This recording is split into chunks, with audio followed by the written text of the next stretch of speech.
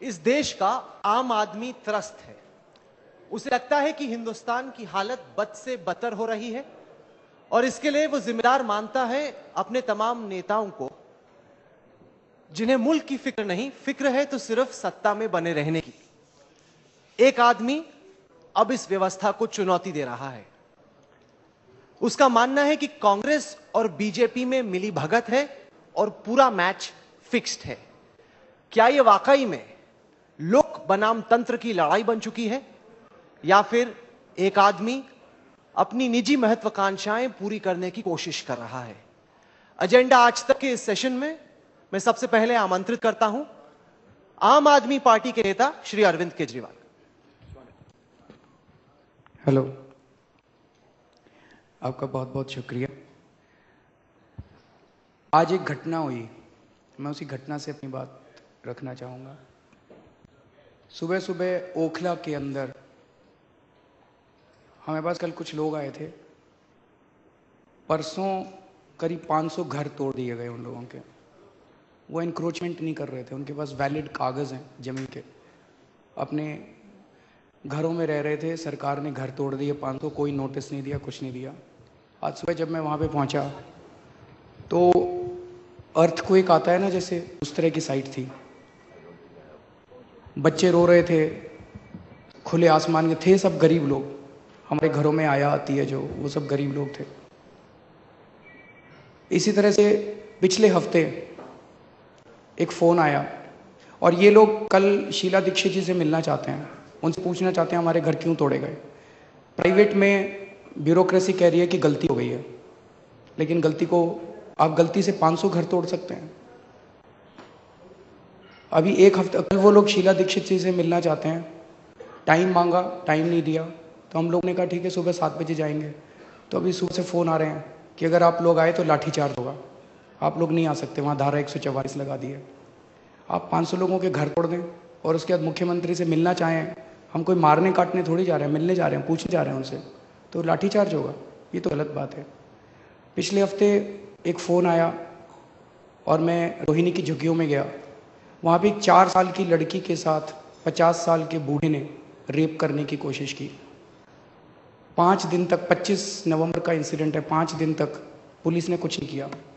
वहाँ के local activists ने जब आवाज़ उठाई तो पुलिस ने उसका मेडिकल करवाया और फिर एक छेड़खानी का केस दर्ज कर रहे थे।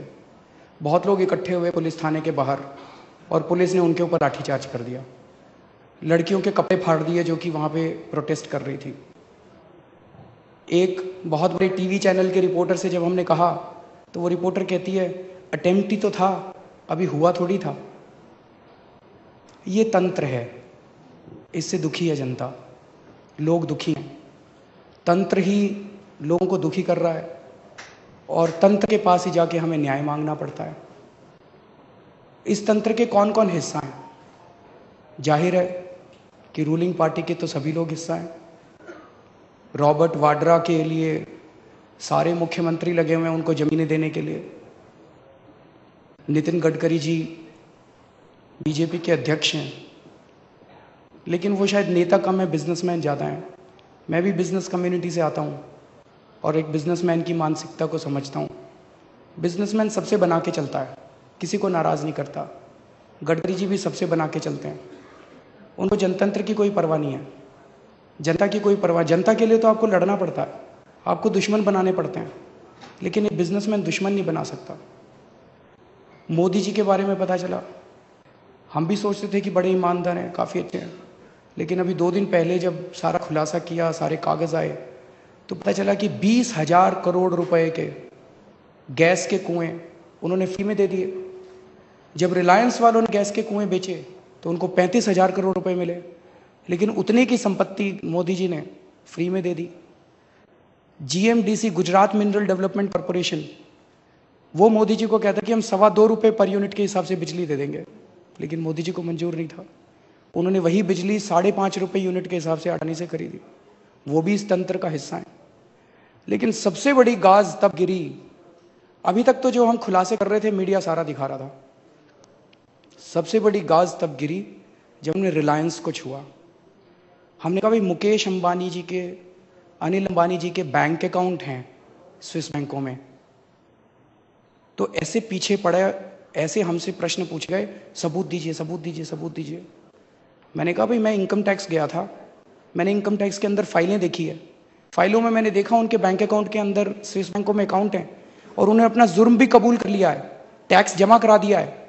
इंतजार करनी है प्रोसिक्यूशन की कि कब उनको जेल भेजने की प्रोसीडिंग्स की जाए, लेकिन कहते हैं सबूत दीजिए, सबूत दीजिए। आज मैं सबूत लेके आया हूं आपके सामने। मुकेश अंबानी और अनिल अंबानी के बैंक अकाउंट नंबर्स हैं मेरे पास। उनके नंबर्स हैं 5090160983 एंड 5090160984। ये उनके स्विस बैंक अकाउंट नंबर हैं। लेकिन बड़ा इंटरेस्टिंग ये है कि रिलायंस के जिस दिन हमने बैंक अकाउंट खाते एक्सपोज किए, उसके 3 दिन बाद न्यूज़ ब्रॉडकास्टर्स एसोसिएशन में एडिटर्स की मीटिंग हुई। एक बहुत बड़ा मीडिया हाउस है, उस मीडिया हाउस का एक अंग्रेजी का चैनल है, एक हिंदी का चैनल है। उस न्यूज़ ब्रॉडकास्टर्स एसोसिएशन की मीटिंग में इंग्लिश चैनल के जो एडिटर हैं उन्होंने कहा भाई अभी अरविंद केजरीवाल को लाइव दिखाना बंद करो, बड़ा खतरा बनता जा रहा है। और अभी 5 दिन पहले फिर से मीटिंग हुई न्यूज़ ब्रॉडकास्टर्स एसोसिएशन की। उसी मीडिया हाउस के हिंदी के हेड ने कहा कि भाई अरविंद केजरीवाल को बंद करो। मैं केवल ये कहना चाहता हूं कि क्या मीडिया का भी एक बड़ा हिस्सा इस तंत्र का हिस्सा बनता जा रहा है। हमारे जनतंत्र के 4 स्तंभ थे, judiciary, legislature, executive and media. क्या ये चारों के चारों स्तंभ अब एक हो गए हैं? और ये स्तंभ तंत्र है, एक तरफ तंत्र है, एक तरफ जनता है, और जनता अपने हकों के लिए लड़ रही है। अब जनता इकट्ठी हो गई है, अब जनता जाग गई है, अब जनता चुप नहीं रहने वाली है। अब तो जनता अपने हक लेके रहेगी, अब तो जनता इस तंत्र को तोड़ के रहेगी, अब तो जनता इस तंत्र की सत्ता को खत्म करके रहेगी। कल जो कुछ हम लोगों ने संसद में देखा और 29 दिसंबर को जो कुछ संसद के अंदर हुआ, बहुत दुख हुआ। ये तो जनतंत्र नहीं हो सकता। इसके लिए तो हमारे लोगों ने लड़ाई नहीं लड़ी थी। ये तो मुझे लगता है सीधे सीधे संसद का अपमान है, सीधे सीधे संसद की इज्जत के साथ खेला गया। मुझे लगता है अब इस देश की जनता इसको बर्दाश्त नहीं करने वाली है, और 2014 के अंदर इस देश की जनता सबक सिखाएगी। अरविंद, आपने सवाल उठाए पूरे तंत्र पर, मीडिया पर भी। जहां तक मीडिया का सवाल है और खासतौर से India today group, headlines today, आज तक का सवाल है, मैं आपको ये बता दूं कि अगर हमें खौफ होता है इस बात का कि आप क्या कहेंगे, किसका नाम लेंगे, तो हम आपको आमंत्रित नहीं करते। मैं अपनी बात रख रहा हूं। यहां पर आपको बुलाया गया और न कभी नहीं कहा गया कि आप ये कहिए, ये ना कहिए। ये इस बात को दर्शाता है कि आपको अपनी बात रखने का हक है।